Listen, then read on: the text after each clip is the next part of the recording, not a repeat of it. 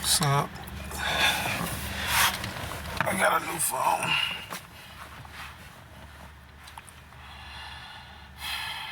I want to make a video.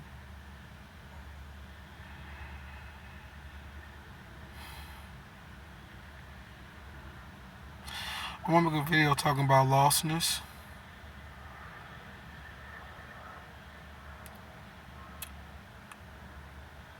And what's really going on is we're all trying to express something that we're all aware of. And a lot of us have chosen to view it in a number of different ways. And this way of thinking about certain content, information, you know, books, tablet scrolls, things of this matter, organized religion, we've done it for so long that we have forgotten that we have created this information from our mind. And in a way, it was created to express a state of being that we're in spiritually.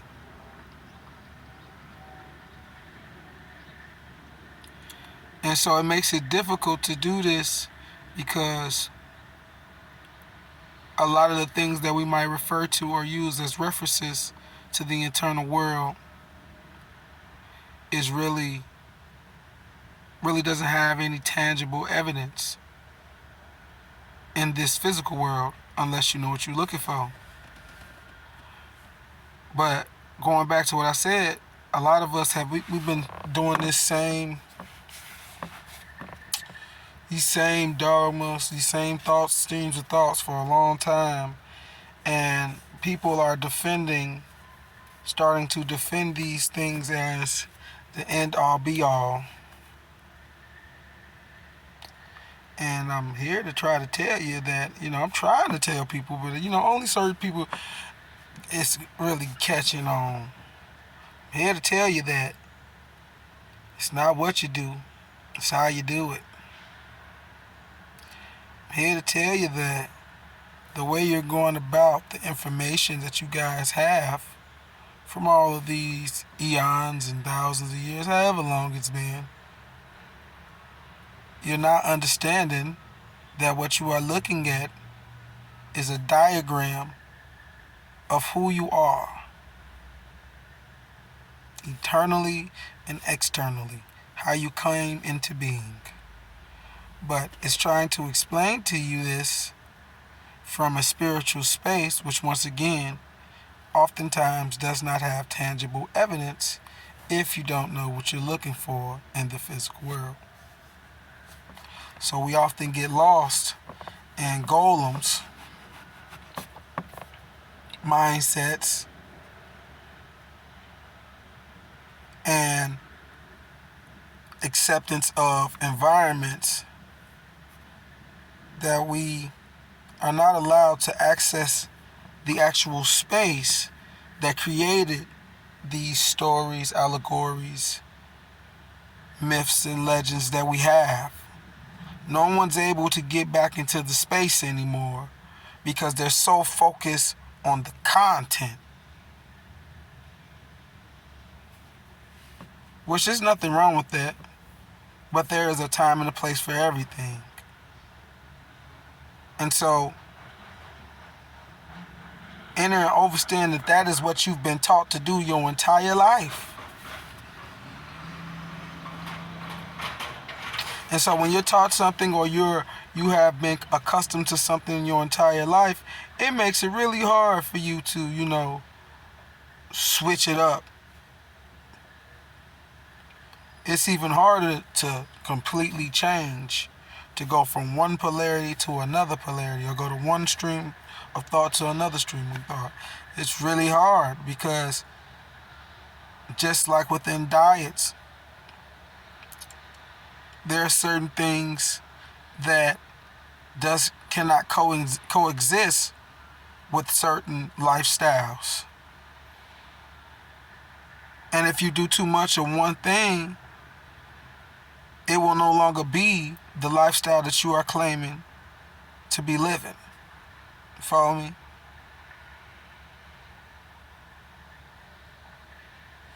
So we're constantly choosing the polarity and forgetting, once again, that we are not even the polarity. We are not, these things are tools that we're trying to use to express something that has taken place internally.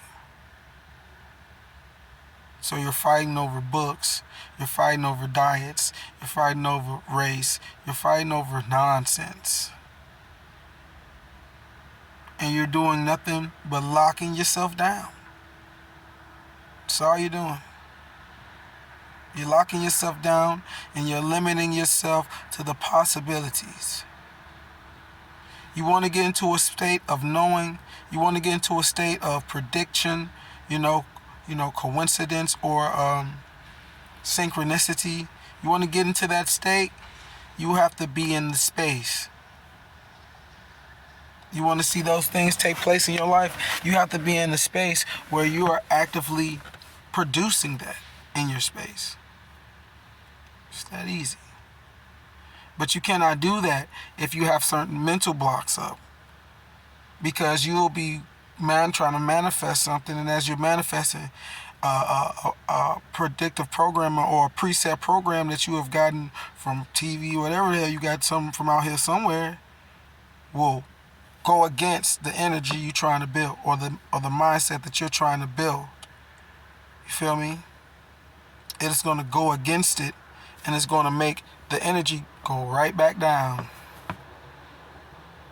So no, you can't have charismatic gifts. No, you can't interact with the elements. No, you can't interact with the animals. No, you can't. You darn right you can't. You darn right you will never be as good as Jesus.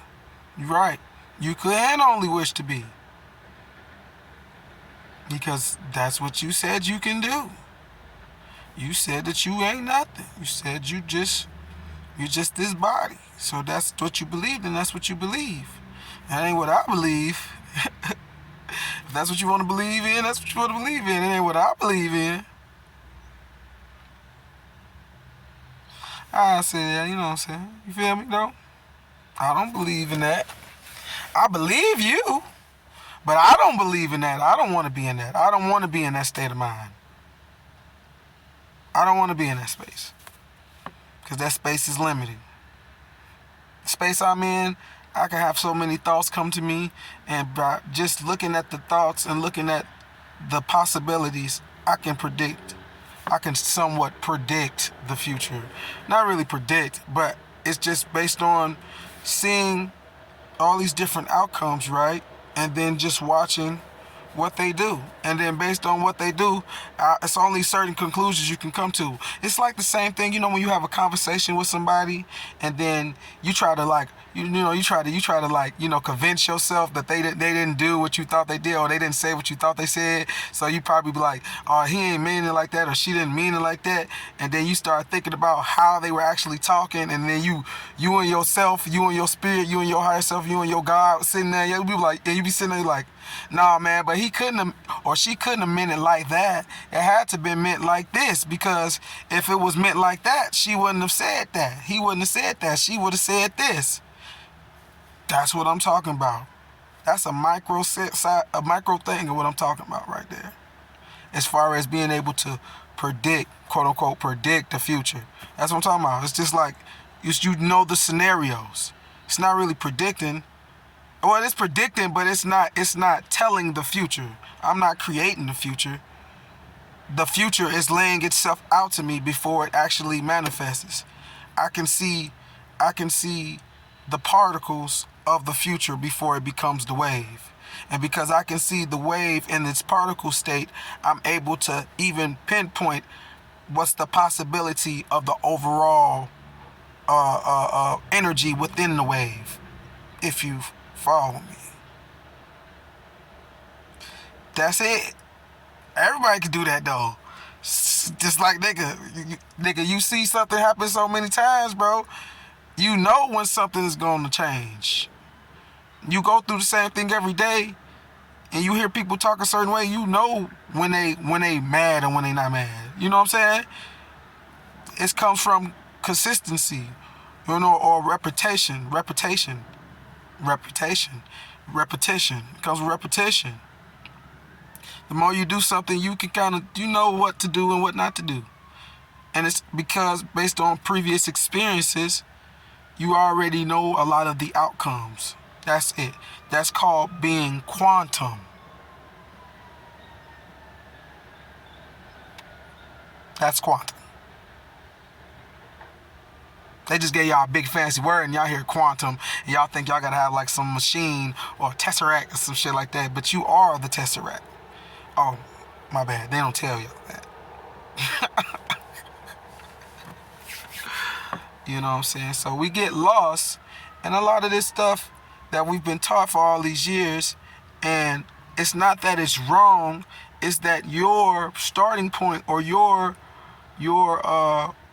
way of going about the information is wrong. The information is not wrong, but it is allegorical, and it's written in parables. So it means it has multi meanings or dual meanings to it. And so with that in mind, it means what? It's all based on how the observer interprets it. But you don't have to try to interpret the Bible. Why don't you try to interpret yourself? Interpret the things you experience. Like, how about you try to interpret your own dreams?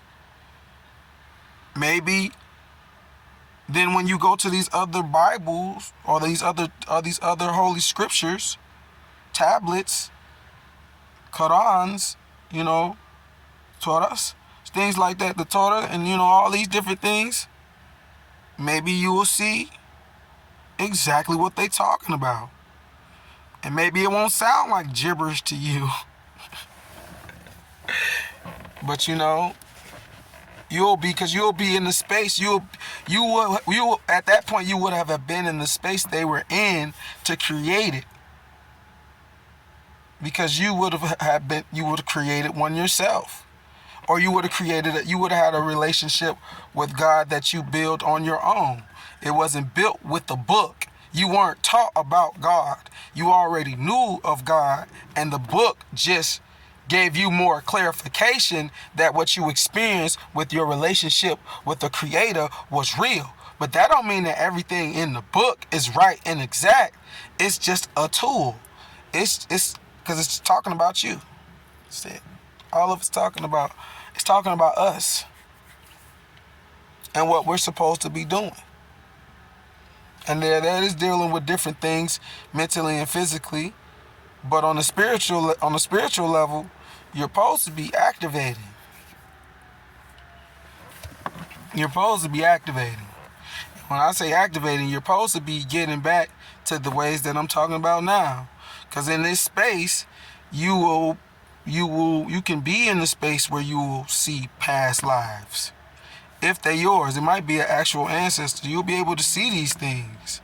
And then, you know, you'll be able to come to conclusion and grips that, nigga, you can fly. Motherfucker, you can interact with the elements. You do it on small percentage levels every day. But it's like someone who's talented at something versus someone who is studied and learned and practiced in something. Yes, the person who is talented can have a lot of natural abilities, but if the person that is talented is outworked by the person who is not, ultimately that person who is talented will be what's the word for it? That person that is talented will be passed by the person who is studied and learned in what they're doing. But if the person that is talented was to study as hard as the person who wasn't, there'll be no limitation to the person that is talented, because the talent or the gift that was given to him was present from God themselves. You feel me? You feel me? Talent, gift, present. So they, you know what I'm saying? When you're present with your talent, meaning practicing, fine-tuning, you know what I'm saying? Sharpening your sword, honing your craft. When you're present with your talent, you will be able to see that your talent was a gift from being in the presence of the Creator. I think I'm going to leave y'all with that. 13 love, 13 wisdom, 13 knowledge, 13 respect. Rise and fly, stay true like the nines. Royal Obey. I'm out.